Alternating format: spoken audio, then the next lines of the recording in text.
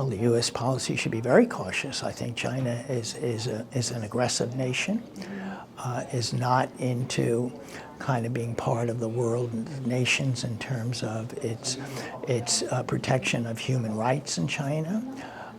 And I think we should be very cautious about our relationship. I think with China,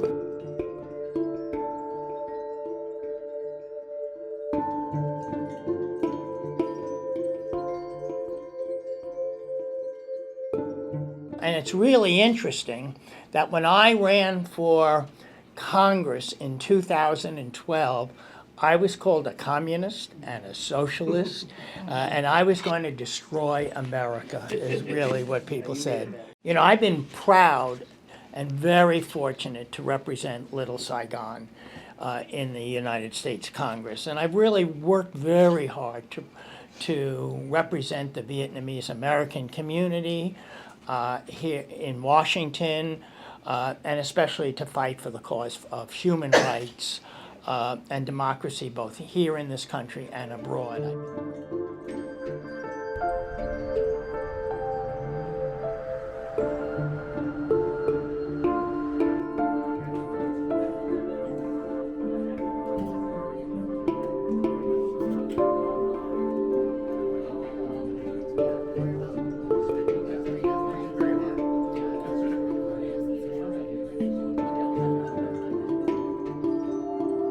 And that we can't take democracy for granted.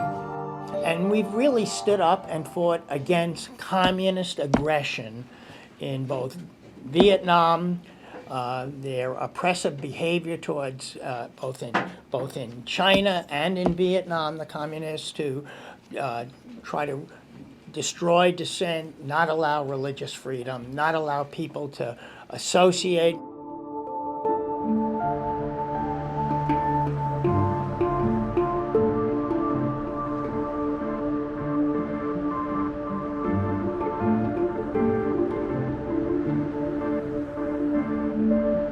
I think the biggest danger of China is China's wanting to kind of control and create a fiefdom or nations that are beholden to them. And I think the United States' role internationally should be one that stands up and tries to provide resources for all countries and works together and to promote democracy.